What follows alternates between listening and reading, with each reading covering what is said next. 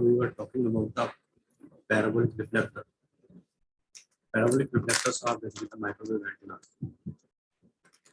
So if you have the basic idea about the parabolic reflector, so you can easily understand the concept of parabolic reflector antenna.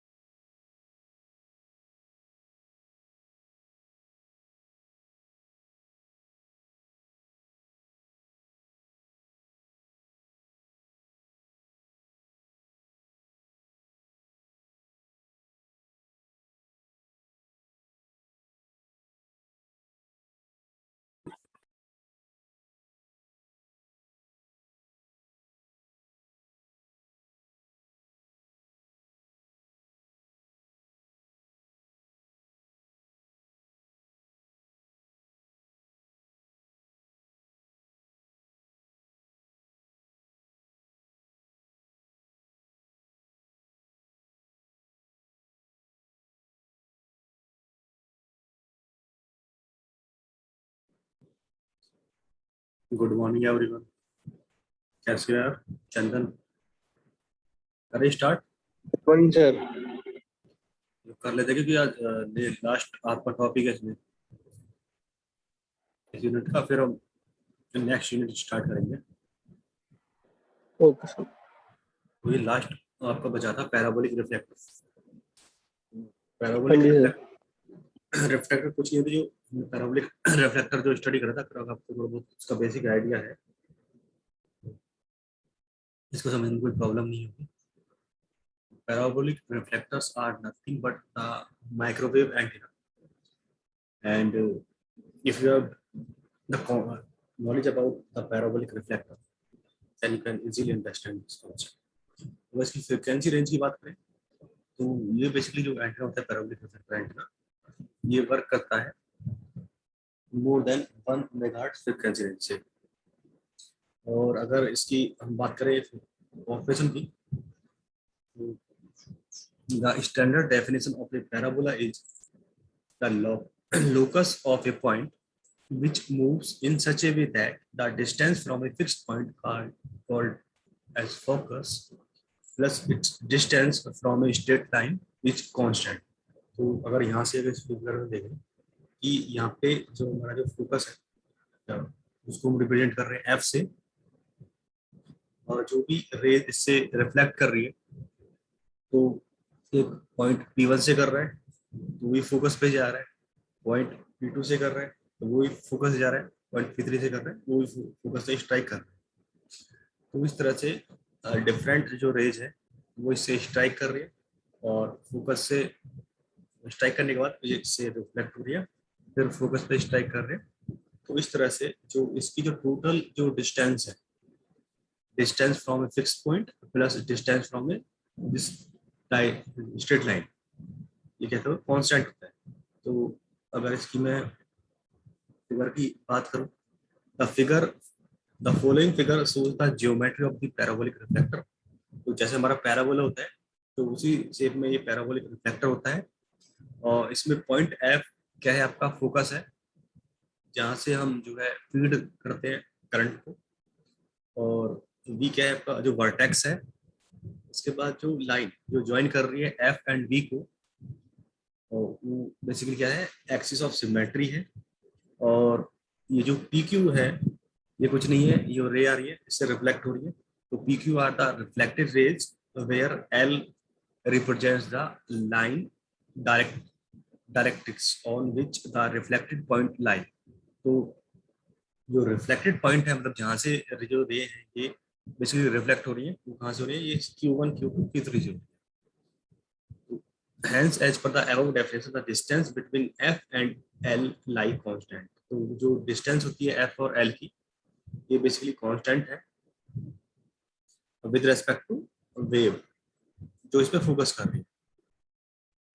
The reflected wave from forms a collimated wavefront out of the parabolic shape। तो ये जो reflected wave है, ये एक wave front form कर रहे हैं, and the ratio of the focal length to the aperture size is known as the f by d ratio। और ये इस पैराबोलिक रिफ्लेक्टर जो एंटीना होता है उसके केस में ये बेसिकली वेरी करता है 0.25 से 0.5 के बीच में।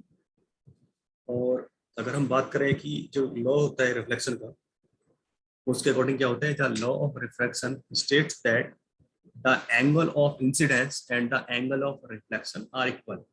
तो जो हमारा जो एंगल, जिस एंगल पे जो रे इंसिडेंट कर रहे हैं और जिस एंगल से जो रे रिफ्लेक्ट हो रहे हैं, वो बेसिकली क्या होते हैं, इक्वल होते हैं according to the law of reflection. And this law when used along the parabola, अगर हम लॉ को जो रिफ्लेक्शन और ये वाला है कि जिस एंगल पे इंसिडेंस कर रहे हैं और जिस एंगल से रिफ्लेक्ट कर रही है, तो अगर इसको हम बात करें कि अगर हम पैराबोलिक रेस्पेक्ट में, so it helps the beam focus. तो इस ये हमें जो इस एंटेना को हेल्प इसमें करता है बीम को फोकस करने में।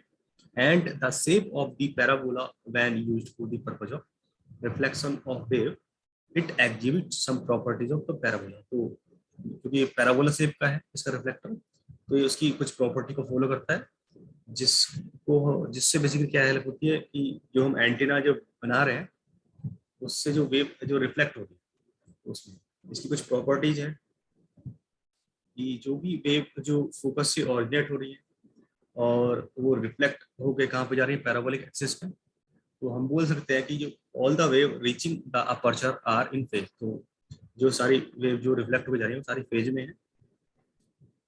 इसके बाद जो नेक्स्ट पॉइंट है, as the waves are in phase, अगर जो हमारी वेव्स है वो किसमें फेज में है, तो हम बोल सकते हैं beam of radiation along the parabolic axis will be strong and concentrated.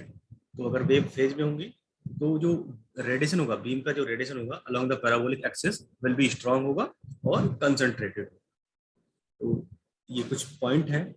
Following these point the parabolic reflectors helps in producing high directivity with narrow beamwidth.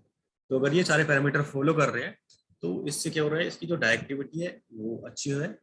और दूसरा जो उसका जो फोकस होगा, जो बैंडविड्थ होगी, वो कैसे होगी, नैरो होगी। फिर इसकी बात करते हैं कि कंस्ट्रक्शन और वर्किंग क्या होती है इस पैराबोलिक रिफ्लेक्टर की। तो if the parabolic reflector antenna is used for transmitting A signal, the signal from the feed comes out of the dipole or the horn antenna to focus the wave on the parabola। कि अगर कोई हम parabolic reflector को हम use कर रहे हैं मतलब किसी सिग्नल को ट्रांसमिट करने के लिए, जो सिग्नल होगा जो फीड से जो हम सिग्नल जो मतलब फीड कर रहे हैं एंटीना को फीड पॉइंट से, तो वो इस डाइपोल से बाहर आएगा और हम बोल सकते हैं कि हॉर्न एंटीना से, और जो फोकस करेगा वेव को कहाँ पे, पैराबोला। तो इसके अकॉर्डिंग क्या हुआ, it means that the waves come out the focal point. तो इसका मतलब ये हो कि जो वेव्स है वो फोकल पॉइंट से बाहर आ रही है एंड स्ट्राइक कहाँ पे कर रही है, इस पैराबोइडल रिफ्लेक्टर पे। And this wave now gets reflected as collimated wave form. तो ये जो वेव जो रिफ्लेक्ट हो रही है, कैसे उनको बोल सकते हैं, कोलोमेटेड वेव फ्रंट। इसके बाद नेक्स्ट पॉइंट है, the same antenna is used as a receiver. तो इसी एंटीना को हम एज ए ट्रांसमीटर यूज कर सकते हैं और एज ए रिसीवर यूज कर सकते हैं। When the electromagnetic wave hits the shape of the parabola, जब इलेक्ट्रोमैग्नेटिक वेव जो इस शेप के जो पैराबोला होता है उसको सिर्फ मतलब स्ट्राइक कर रहे हैं या हिट कर रहे हैं, तो उससे क्या होगा, जो वेव होगी वो ऑब्वियसली बात है रिफ्लेक्ट होंगी। रिफ्लेक्ट कहाँ पे होंगी, वो फीड पॉइंट पे होंगी। इस आप इसमें देख पा रहे होंगे जो आपका जो राउंड मतलब जो हमारा जो डिश है, तो कोई भी वेव आ रही है तो इस डिश से मतलब क्या हो रही है, रिफ्लेक्ट हो रही है। और इस जो ये जो फोकल पॉइंट है जो आप ये छोटा सा गोल गोल देख रहे हैं, तो इसी पे क्या हो रही है सारी, ये इस पॉइंट पे वो हो रही है मतलब रिफ्लेक्ट होके उसी पे फीड हो रही है, फीड पॉइंट पे। The dipole or the horn antenna, which acts as the receiver antenna at its feed, receive this signal to convert into the electrical signal and forward to the receiver circuitry.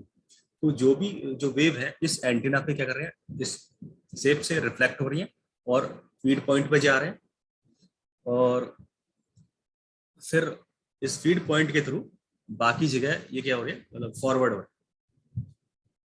ये आपका the following image shows A parabolic reflector antenna. तो ये सिर्फ किसकी है, parabolic reflector antenna की है। और अगर हम इसकी बात करें गेन की, the gain of the paraboloid is a function of aperture ratio. तो जो इसका जो गेन है वो किसका रेशियो होता है, डी बाई लैम्डा का। और जो इफेक्टिव रेडिएट पावर है एंटीना की, बेसिकली वो क्या है, is the multiplication of the input power fed to the antenna and its power gain. तो ये आरपी क्या होता है, इफेक्टिव रेडिएशन पावर, ये किसका मल्टीप्लिकेशन होता है, इनपुट पावर में, एंटा के इनपुट पावर में पावर गेन की मल्टीप्लाई करते हैं तो हमें मिल जाएगा इफेक्टिव रेडिएटेड पावर। इसके बाद usually a wave guide on antenna is used as a feed radiator to the paraboloid reflector antenna. तो इसको हम जो वेव गाइड को जो यूज करते हैं ऑन एंटीना को एज ए फीड रेडिएटर हम यूज करते हैं, किस केस में, parabolic reflector antenna. Along this technique, we have another type of feed given to the paraboloid reflector antenna is called the cross grid feed.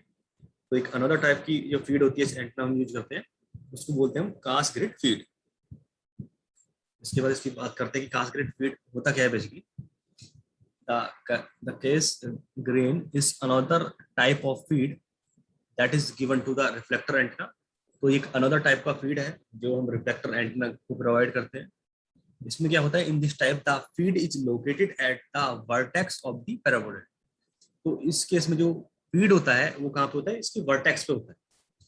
Unlike the parabolic reflector, a convex shaped reflector which acts as a hyperboloid is placed opposite to the feed of the antenna। तो इस case में जो इसकी जो shape होती है वो कैसी होती है, कॉन्वेक्स शेप की, शेप कॉन्वेक्स टाइप मतलब कॉन्वेक्स जैसा होता है, उसी की शेप का जो रिफ्लेक्टर होता है जो वर्क करता है एज ए हाइपरबोलॉइड। तो पैरा इससे जो प्रीवियस वाला हम डिस्कस कर रहे थे उसमें जो शेप होती थी वो पैराबोलिक होती थी, इसमें कौन सी है, हाइपरबोलॉइड। इसको और क्या बोलते हैं हम, सेकेंडरी हाइपरबोलॉइड रिफ्लेक्टर बोलते हैं या फिर सब रिफ्लेक्टर भी बोलते हैं। और इसके बाद जो है it is placed such that it's one of the foci coincides with the focus of the parabola. तो इसको हम इस तरह से हम प्लेस करते हैं कि इसका एक जो फोकी होता है, फोकी किससे कोइंसाइड करता है, पैराबोलॉइड के उससे कोइंसिडेंस करता है। और इससे क्या होता है, जो हमारी जो वेव है वो दो बार रिफ्लेक्ट हो जाती है। अगर इसके फिगर को देखें कि इसके सेंटर पर क्या है, ये फीड पॉइंट है और ये सामने इसके क्या है, ये हाइपरबोलॉइड कॉन्वेक्स रिफ्लेक्टर है। तो पहले जो हमारी जो वेव आएगी स्पीड से इस पे एंटर करके इस पे रिफ्लेक्ट मतलब इस पे स्ट्राइक करेगी हाइपरबोलॉइड कॉन्वेक्स रिफ्लेक्टर पे। तो फिर ये किससे, इससे रिफ्लेक्ट होने के बाद फिर से किस पे जाएगी, पैराबोलिक रिफ्लेक्टर पे जाएगी। तो इसलिए दो बार इससे क्या कर रही है, रिफ्लेक्ट हो रही है, मतलब पहले हाइपरबोलॉइड से और फिर पैराबोलिक से। तो इसलिए इसको बोल रहे हैं कि 2 टाइम्स ये होता है। तो अगर इसकी वर्किंग की बात करें, working of the cast Cassegrain antenna, तो इसकी बात करते हैं कि when the antenna acts as a transmitting antenna. अगर हम इस एंटीना को एज ए ट्रांसमिटिंग एंटीना हम यूज कर रहे हैं तो इसमें क्या होगा, the energy from the feed radiates through a horn antenna onto the hyperboloid concave reflector. तो जो एनर्जी होगी जो फीड से रेडिएट होके किसके थ्रू, हॉर्न एंटीना के थ्रू कहाँ पे जा रही है वो, हाइपरबोलॉइड कॉन्वेक्स रिफ्लेक्टर पे जा रही है, और which again reflect back on to the parabolic reflector. तो अभी हमने देखा था फिगर में कि यहाँ से फीड से हमारी जो वेव है वो एंटर कर रही है, मतलब ये जो एनर्जी है वेव की, फिर पहले इससे हाइपरबोलिक कॉनकेव रिफ्लेक्टर से रिफ्लेक्ट करेगा, फिर पैराबोलिक रिफ्लेक्टर से रिफ्लेक्ट करेगा। तो इस तरह से ये दो बार क्या हो रहा है, रिफ्लेक्ट हो रहा है। तो इसमें देखते हैं कि the signal gets reflected into the space from there, तो उसके बाद कहाँ पे ये रिफ्लेक्ट हो जाता है स्पेस में, hence the wastage of power is controlled and directly gets improved। तो इस तरह से हम जो इसकी जो पावर वेस्टेज को हम कंट्रोल कर पा रहे हैं और जो डायरेक्टिविटी है उसको इम्प्रूव कर पा रहे हैं, क्योंकि इसमें दो बार हमारा क्या हो रहा है, रिफ्लेक्शन हो रहा है। When the same antenna is used for the reception, अगर इसी एंटीना को एज ए रिसेप्शन हम यूज करें, रिसेप्शन एंटीना, तो उसमें क्या हुआ था, electromagnetic wave strike the reflector. तो जो हमारी इलेक्ट्रोमैग्नेटिक वेव है वो रिफ्लेक्टर से स्ट्राइक करेगी और फिर क्या हो जाएगी, its get reflected on to the concave hyperboloid and from there it reaches to the field.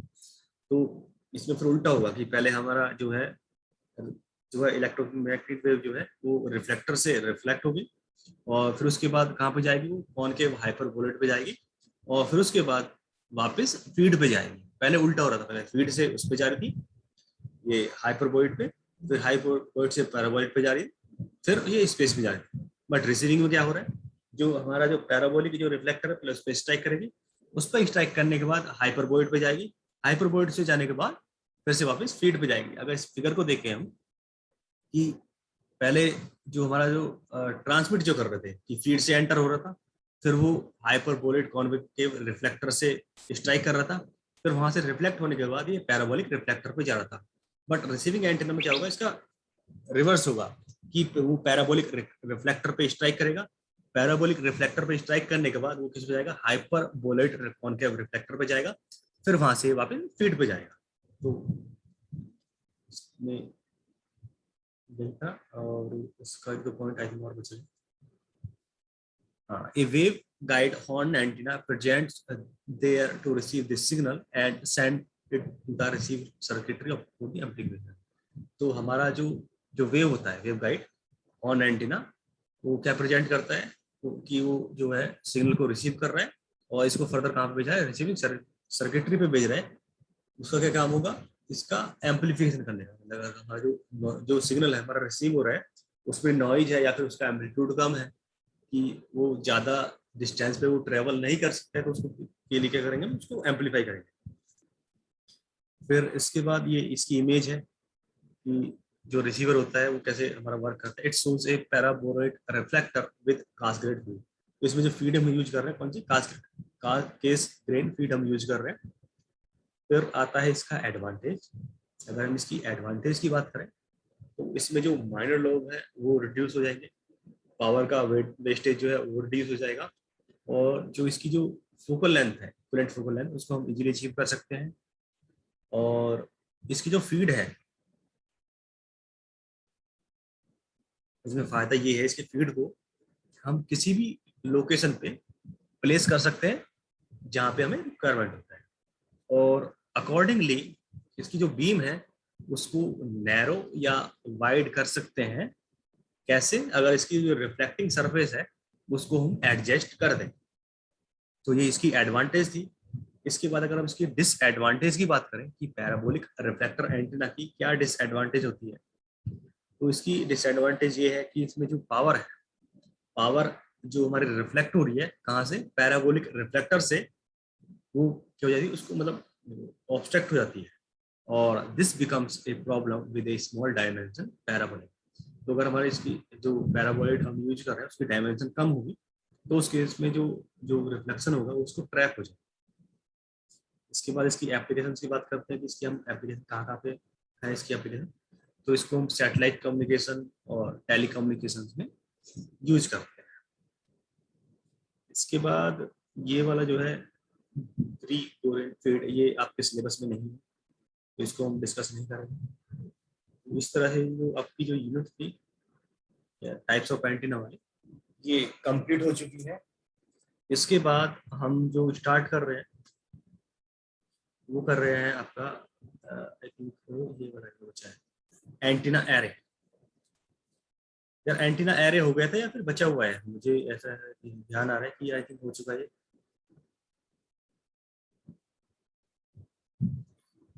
तो फिर भी अगर हो गया तो फिर भी जल्दी से क्विकली रिवाइज कर लेते हैं इसको। एंटीना एरेज क्या होते हैं, तो आपका ये basically I think third unit है। तो हम कोशिश करेंगे कि जो आपका जो सिलेबस है अक्टूबर में कंप्लीट हो जाए एट मैक्स, पहले भी हो सकता है। तो हम बात करते हैं एरेज की। Array basically होता क्या है? An antenna when individually can radiate an amount of energy in a particular direction, resulting in better transmission. How it would be if there more elements are added to it to produce more efficient output. It is exactly this idea which led to the invention of antenna array.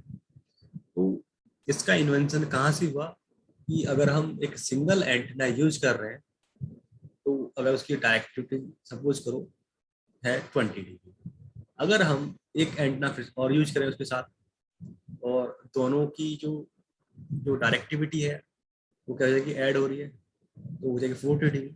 इस तरह से अगर हम बहुत सारे antenna को एक साथ हम यूज करें, तो उससे फायदा क्या हो रहा है, जो एनर्जी जो रेडिएट हो रही है वो उसकी जो क्वांटिटी है वो इंक्रीज हो जाएगी, मतलब वो बेसिकली उसकी जो डायरेक्टिविटी है वो इंक्रीज हो जाएगी, और जो उसका जो फोकस है वो भी क्या हो जाएगा, इंक्रीज हो जाएगा। तो इस तरह से जो है एंटीना एरे का जो इन्वेंशन हुआ।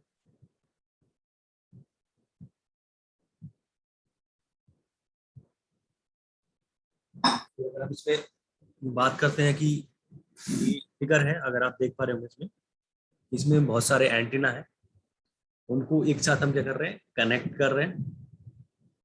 तो इस तरह से अगर हम मल्टीपल एंटीनास को एक साथ रख देते हैं, एक साथ ऑपरेट कराते हैं, तो ये ग्रुप ऑफ एंटीना को बोलते हैं हम एंटीना एरे। तो इसके बाद जो है आपका बात करते हैं कि एंटीना एरे बेसिकली होता क्या है। तो antenna array is a radiating system which consist of individual radiators and elements। तो इसमें क्या होता है, रेडिएटर्स होते हैं और डिफरेंट एलिमेंट होते हैं, और इसमें जो रेडिएटर होता है, each of this radiator while functioning has its own induction field. तो हर रेडिएटर का अपना अलग इंडक्शन फील्ड होता है, और this elements are placed so closely that each one lies in the neighboring one's induction field। तो इनकी जो जो लोकेशन होती है एक दूसरे से इतना पास होता है कि ये जो नेबरिंग जो हमारा जो एलिमेंट होता है, जो एंटीना होता है, उसका जो इंडक्शन फील्ड है वो क्या करता है, एक दूसरे से ओवरलैप करता है। So therefore the radiation pattern produced by them would be the vector sum of the individual ones। तो इनका जो टोटल जो इफेक्ट होगा रेडिएशन पैटर्न का, वो कैसा होगा कि अगर हम पहले का लें उसको दूसरे के साथ कंबाइन कर दें फिर तीसरे का, तो इस तरह से टोटल जो सम होगा वही इसका क्या होगा, radiation. Therefore the radiation produced by them would be the vector sum of the individual ones। And the following images shows the another example of the antenna array। तो ये एंटीना एरे का example है। और अगर इनकी बात करें spacing की, the spacing between the elements and the length of element according to the wavelength are also kept in mind while designing this types of antenna. तो इसमें इनके बीच में कितना स्पेस होना चाहिए, वो भी एक जब एंटीना हम डिजाइन करते हैं, मैन्युफैक्चर इसको डिजाइन करता है, तो उसको ये सारे पॉइंट क्या होते हैं, माइंड में रखने होते हैं। And the antennas radiate individually, and while in array the radiation of all the elements sum up to form the radiation beam। जो टोटल जो रेडिएशन होता है इसमें वो कैसा होता है कि अगर हम इंडिविजुअल जो एलिमेंट से जो रेडिएशन हो रहा है उनका अगर हम सम कर दें, तो हमारा जो है इसका radiation pattern, radiation beam form हो जाती है, जिसका गेन जो होता है वो काफ़ी हाई होता है, और इसकी जो डायरेक्टिविटी होती है वो भी हाई होती है, और इसकी जो परफॉर्मेंस होती है वो भी बेटर हो जाती है, और जो इसमें जो लॉसेस होते हैं वो क्या कहते हैं, कम हो जाते हैं। इसके बाद अगर हम इसकी बात करते हैं कि इसकी एडवांटेज क्या है एंटीना एरे की, तो इससे क्या हो रहा है कि जो आपके सिग्नल की जो स्ट्रेंथ है वो इंक्रीज हो रही है, डायरेक्टिविटी वो इंक्रीज हो रही है, और जो लोब्स है माइनर लोब्स जहाँ पे हमें जो रेडिएशन नहीं चाहिए तो वो रिड्यूस हो रहे हैं, और जो इसका जो सिग्नल टू जो नॉइज रेशियो है वो हाई मिल रहा है, और जो गेन है वो भी हाई हो रहा है, और जो पावर वेस्टेज है वो आपके रिड्यूस हो रहे हैं, और जो इसकी जो परफॉर्मेंस है वो कैसी हो रही है, बेटर हो रही है। इसके बाद इसमें कुछ डिसएडवांटेज भी है, लाइक इसमें जो रजिस्टिव लॉस है वो इंक्रीज हो जा रहे हैं, और इसकी जो माउंटिंग और जो मेंटेनेंस जो कॉस्ट है वो भी आपकी क्या हो रही है, मेंटेनेंस कॉस्ट बहुत ज़्यादा है इसको माउंट करना बेसिकली, क्योंकि अगर हमारे स्पेस कम है तो उसमें बहुत सारे एंटीना कैसे हम प्लेस कर सकते हैं, तो ये भी एक इशू है। इसके बाद इसको जो स्पेस हमें चाहिए वो भी बहुत ज़्यादा चाहिए, क्योंकि छोटे से स्पेस में तो नहीं आ सकता। इसके बाद है इसकी एप्लीकेशंस, कि इसकी एप्लीकेशंस कहाँ कहाँ पे हैं, तो जहाँ जहाँ पे हमें कम्युनिकेशन करना है, जहाँ जहाँ पे हमें बेसिकली सिग्नल को ट्रांसमिट कर रहे हैं, तो हर जगह इसकी एप्लीकेशन है। तो जैसे कि satellite communication, wireless communication, military radar communication and astronomical study. इसके बाद है इसकी टाइप्स ऑफ एरे। तो अगर हम टाइप्स ऑफ एरे की बात करें तो ये होता है collinear array, broadside array, end fire array, parasitic array, Yagi Uda array, log periodic array, turnstile array and super turnstile array. तो ये इनका बेसिकली क्लासिफिकेशन है, तो इनको वन बाई वन हम डिस्कस करते हैं। तो पहले हम बात करते हैं कोलिनियर एरे की। अगर हम कोलिनियर एरे की बात करें तो इसमें क्या होता है, दो या दो से ज्यादा कौन से होते हैं, हाफ वेव डाइपोल होते हैं, और जिसको हम प्लेस करते हैं end to end, and this these antenna are placed on a common line or axis being parallel or co-linear। तो इन एंटीना को हम एक कॉमन लाइन पे हम प्लेस करते हैं, और हम बोल सकते हैं एक्सिस पे, और जो एक दूसरे के कैसे जाते हैं, पैरेलल होते हैं, या फिर हम बोल सकते हैं कोलिनियर होते हैं। अगर हम बात करें रेडिएशन की, तो maximum radiation in this array is broadside and perpendicular to the line of array. तो इनमें जो रेडिएशन होता है कैसे होता है, ब्रॉड साइड होता है, और परपेंडिकुलर होता है किसके, perpendicular of the line of the array, and each array are also called as the broadcast or omnidirectional array। तो इस टाइप के जो एरे होते हैं उनको क्या बोलते हैं, ब्रॉडकास्ट एरे या फिर ओमनी डायरेक्शनल एरे। इसके बाद हम बात करते हैं कि जो फ्रीक्वेंसी रेंज है वो क्या होती है। तो इसकी फ्रीक्वेंसी रेंज होती है 30 मेगाहर्ट्ज लेके 3 गीगाहर्ट्ज। इसकी बात करते हैं कंस्ट्रक्शन की, तो ये इसकी कंस्ट्रक्शन है। इसमें क्या कर रहे हैं हम, बहुत सारे एरे को जो है पैरेलली प्लेस कर रहे हैं। तो these collinear array are the unidirectional antenna having high gain। तो इस टाइप के जो एरे होते हैं, क्या होते हैं, यूनिडायरेक्शनल एंटीना होते हैं, जिनका गेन जो होता है काफी हाई होता है, और इसका जो मेन पर्पज होता है, इन टाइप के जो एरे होते हैं उनका मेन पर्पज होता है कि जो रेडिएटेड पावर है उसको इंक्रीज करना, और हाई डायरेक्शनल बीम को प्रोवाइड करना। और हमें क्या माइंड में रखना होता है कि इसमें जो लॉसेस होते हैं, पावर लॉस, वो कम से कम हो। फिर इसमें फिगर 1 और फिगर 2 है जो कोलिनियर एरे को रिप्रेजेंट कर रहे हैं। फिगर 1 में देखेंगे कि ये बेसिकली क्या है, it is seen that the collinear array is formed using the folded dipole. जो फिगर 1 है उसमें जो कोलिनियर एरे जो बना रहे हैं वो फोल्डेड डाइपोल का यूज करके बना रहे हैं। सिमिलरली जो फिगर 2 है वो बेसिकली रिप्रेजेंट कर रहा है नॉर्मल डाइपोल।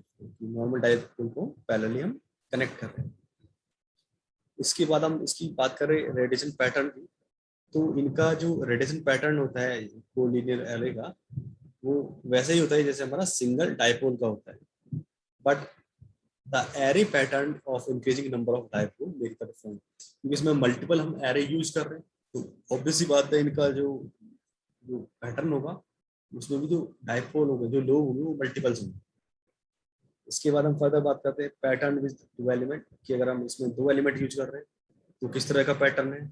अगर हम इसमें 3 एलिमेंट यूज कर रहे हैं तो मतलब एक में 2 है तो 3 में कितने हो जाएंगे, 6 हो जाएंगे। सिमिलरली अगर 4 होंगे तो उसमें कितने हो जाएंगे, 8 हो जाएंगे। The radiation pattern of the coherent array when made using 2 element, 3 element और 4 element, ये हमने देख लिया इस फिगर में। और जो ब्रॉड साइड एरे होते हैं उसमें भी जो सेम पैटर्न होता है, और उसमें जो डायरेक्शन ऑफ जो रेडिएशन की जो मैक्सिमम डायरेक्शन होती है, मैक्सिमम जो होता है रेडिएशन, वो होता है perpendicular to the line of the antenna. की जो एंटीना की जो लाइन होती है उसके जो परपेंडिकुलर में होता है, वही इसका जो है मैक्सिमम रेडिएशन होता है, मतलब परपेंडिकुलर 90 डिग्री पे। फिर इसके कुछ एडवांटेज है, कुछ इसकी डिसएडवांटेज है। तो अगर हम बात करते हैं कि इसकी एडवांटेज क्या है, तो पहला एडवांटेज है कि it use of array reduce the broad and increase the directivity. तो इसका पहला जो बेनिफिट है वो क्या है कि ये जो क्या रिड्यूस करता है ब्रॉड एंड को, मतलब use of array reduce the broad ends. और इसका एक और फायदा ये है कि ये जो डायरेक्टिविटी है उसको इंक्रीज कर देता है। दूसरा, इसमें जो लॉसेस हो रहे थे, जो एनर्जी का जो रेडिएशन हो रहा था, कि अगर हम सिंगल यूज कर रहे थे, सिंगल एलिमेंट, तो उसमें माइनर लोब में भी थोड़ा बहुत मतलब लॉसेस हो रहा था। जबकि हमें चाहिए जो एनर्जी रेट जो हमारी जो रेडिएट हो वो मेजर लोब की साइड में हो, तो उसको ये मिनिमाइज कर रहा है। और थर्ड है कि अगर माइनर लोब में कोई रेडिएशन नहीं हो रहा है तो ऑब्वियस ही बात है कि जो हमारा जो पावर का जो वेस्टेज है वो भी रिड्यूस हो रहा है। फिर इसकी अगर हम बात करते हैं डिसएडवांटेज की, तो फर्स्ट जो डिसएडवांटेज ये है कि अगर हम मल्टीपल एंटीना को अगर हम एक साथ यूज कर रहे हैं, मल्टीपल एरे को, तो उसको प्लेस करना बहुत बड़ी टास्क होती है। दूसरा, इसका जो डिसएडवांटेज है कि it is used in outdoor area. तो ऑब्वियसली बात है कि इसका जो साइज है, कि अगर हम मल्टीपल एरे हम यूज कर रहे हैं तो जो एंटीना जो इससे फॉर्म होगा तो उसका भी साइज ज्यादा हो जाएगा। तो इंडोर में तो हम इसको यूज नहीं कर सकते, आउटडोर में ही हम इसको यूज कर सकते हैं। फिर इसकी बात करते हैं इसकी एप्लीकेशंस की, कि इसको हम टू वे कम्युनिकेशन में यूज कर सकते हैं और ब्रॉडकास्टिंग पर्पज के लिए हम इसको यूज कर सकते हैं। तो चलते हैं हम नेक्स्ट उस पर। तो नेक्स्ट आपका है broadside array. So the antenna array in its simplest form having a number of elements of equal size and equally spaced along a straight line or axis, forming the two linear points with all dipoles in the same phase and from the source together form the broadside array. तो इसमें भी क्या है कि हम number of element जो कि equal size के हैं उनको हम इक्वली डिस्टेंस पे प्लेस कर देते हैं इसमें स्ट्रेट लाइन में, और इनका जो फेज होता है वो भी क्या होता है, सेम फेज होता है सभी का, और सभी को हम सेम सोर्स से मतलब फीड करा रहे हैं। तो इस तरह का जो हमारा जो एरे बनता है उसको बोलते हैं ब्रॉड साइड एरे। इसके बाद अगर इसकी बात करते हैं, इसकी जो फ्रिक्वेंसी रेंज है वो कितनी है, वो आपकी 30 मेगाहर्ट्ज से लेके 3 गीगाहर्ट्ज तक इसकी फ्रिक्वेंसी रेंज है। और फर्दर इसकी बात करें कंस्ट्रक्शन की, according to the standard definition, an arrangement in which the principal direction of the radiation is perpendicular to the array axis and also to the plane containing the array element is termed as the broadside array। तो इसकी ये definition है कि एक arrangement इस तरह का है कि इसकी जो जो रेडिएशन की डायरेक्शन है वो कैसी है, perpendicular to the array axis. तो जिस डायरेक्शन में हमारे एरे हैं जो इनको हम प्लेस कर रहे हैं उससे 90 डिग्री परपेंडिकुलर में इसका जो रेडिएशन हो रहा है, and the plane containing the array, मतलब जिस प्लेन में हमारे जो एलिमेंट है उससे वो 90 डिग्री पे जो इसका जो रेडिएशन हो रहा है। So hence the radiation pattern of this antenna is perpendicular to the axis on which the array is existed. Obviously बात है कि इसमें 90 डिग्री पे इसका जो है वो हो रहा है रेडिएशन। तो इसका ये फ्रंट व्यू साइड व्यू है जो हमारे ब्रॉड साइड एरे है। फ्रंट व्यू लेफ्ट साइड में है और साइड व्यू है। तो broadside array is strongly directional at a right angle to the plane of the array. और इसमें जो ब्रॉड साइड एरे होते हैं वो इस टाइप में क्या होता है, मतलब उसकी जो रेडिएशन होता है वो किसको हो रहा है, राइट एंगल हो रहा है to the plane of array. मतलब जिस एंगल पे जिस डायरेक्शन हमारा वो रखे हुए हैं एरे, उसके 90 डिग्री में इसका क्या हो रहा है हमारा basic radiation. So the radiation in the plane will be very less because of the cancellation in the direction joining centre. तो इसमें जो रेडिएशन हो रहा है वो लेस हो रहा है क्योंकि ये एक दूसरे को कैंसिल आउट कर रहे हैं. फिर the typical antenna length in broadside array are from 2 to 10 wavelength. तो इसमें जो इसका जो बेसिकली जो लेंथ होती है वो होती है 2 से 10 वेवलेंथ. और स्पेसिंग कितनी होती है इसमें, या तो लैम्डा होगी या फिर लैम्डा बाई 2. और अगर इसकी बात करें फीड पॉइंट्स की, the feed points of the dipoles are joint. तो इस तरह से हम इसके फीड पॉइंट को हम ज्वाइन कर देते हैं. इसके बाद अगर इसकी बात करें कि जो इसका जो रेडिएशन पैटर्न है वो किस तरह का होता है, ये बेसिकली बाई डायरेक्शनल होता है और राइट एंगल होता है किससे, प्लेन से. और बीम इसकी नैरो होती है बट उसका जो गेन होता है वो काफी हाई होता है. तो ये बेसिकली फिगर है इसका.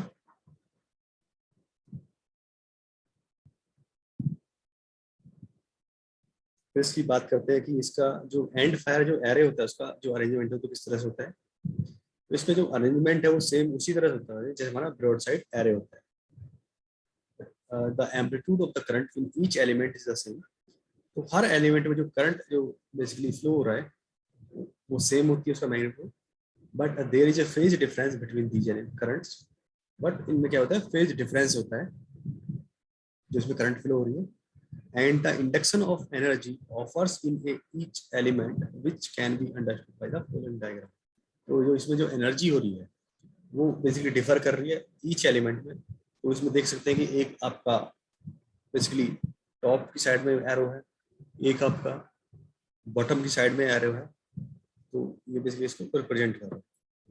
तो ये टॉप व्यू है, नीचे सॉरी ऊपर टॉप व्यू और नीचे side view. So there is no radiation in the right angle to the plane of the array because of the cancellation. तो ये इसका जो जो बेसिकली रेडिएशन है वो कैंसिल आउट हो रहा है. तो राइट एंगल पे हमारा जो है right angle to the plane उस पर कोई भी जो है रेडिएशन नहीं हो रहा है.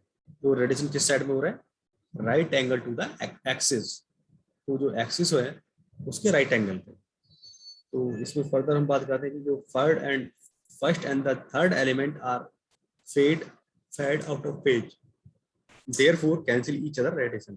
तो फर्स्ट और जो थर्ड एलिमेंट होता है उनका जो फेज होता है वो मतलब 180 डिग्री डिफरेंस होता है जिससे कि वो एक दूसरे को कैंसिल आउट करते हैं. तो यूजुअली इसमें जो डाइपोल की जो स्पेसिंग होती है वो λ/4 या फिर 3 λ/4 होती है.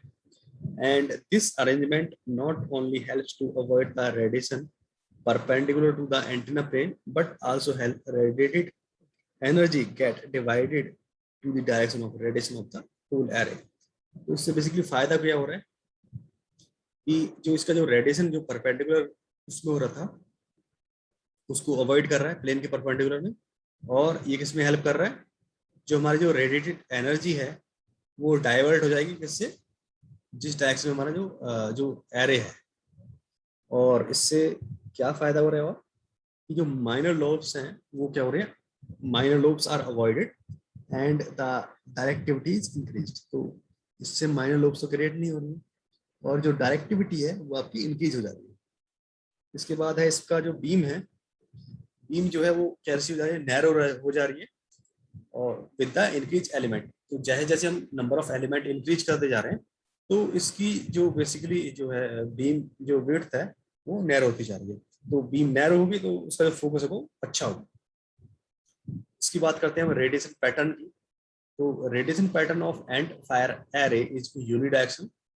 इसका जो रेडिएशन पैटर्न होता है एंड फायर एरे का वो यूनिडायरेक्शनल होता है और major lobe occur at one end. तो इसका जो मेजर लोब है वो एक एंड पे हो रहा है और मैक्सिमम रेडिएशन इज प्रेजेंट, एक एंड पे मैक्सिमम रेडिएशन होगा. और इसमें जो है फर्दर अगर हम बात करें the minor lobe represent the losses. तो इसमें अगर आप देख रहे होंगे जो ये जो स्मॉल जो है शेप वो क्या है आपकी माइनर लोब है. So the figure explains the radiation pattern of end fire array. and figure 1 is the radiation pattern for the single array, while the figure 2, 3, 4 are the radiation pattern of the multiple array. तो जो पहला figure है वो represent कर रहा है single array का radiation pattern, और जो बाकी हैं फिगर वो रिप्रेजेंट कर रहे हैं मल्टीपल एरे।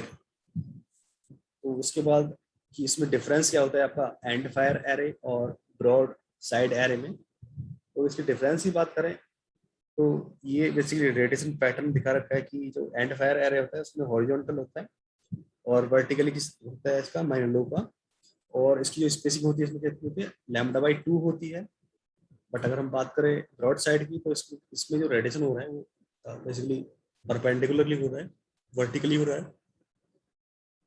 इसमें भी जो स्पेसिंग है एलिमेंट के बीच में वो भी λ/2 है। तो इसमें देखते हैं थ्योरी में और क्या दिया है कि both the end fire array and the broadside array are linear and are resonant and as they consist of the resonant element. तो इसमें रेजोनेंट एलिमेंट्स होते हैं इसलिए ये लीनियर है और रेजोनेंट है।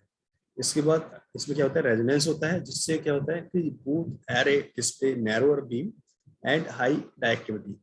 तो इसकी जो बीम होती है वो नैरो होती है और जो डायरेक्टिविटी है वो हाई होती है। इसको हम ट्रांसमिशन पर्पज के लिए हम यूज करते हैं, और इसको हम नाइदर हम यूज कर सकते हैं रिसेप्शन के लिए, because the necessity of covering A range of frequency is needed for any kind of reception. तो कोई भी सिग्नल हमें रिसीव करने के लिए एक जो है पार्टिकुलर एक फ्रीक्वेंसी रेंज चाहिए होती है जो इसको कवर कर सके, बट इसको हम एज ए हम रिसेप्शन यूज नहीं कर सकते क्योंकि ये वो सारी कंडीशन जो है फुलफिल नहीं करता है। तो इसके बाद जो पैरासिटिक एलिमेंट है उसको हम नेक्स्ट लेक्चर में डिस्कस करेंगे।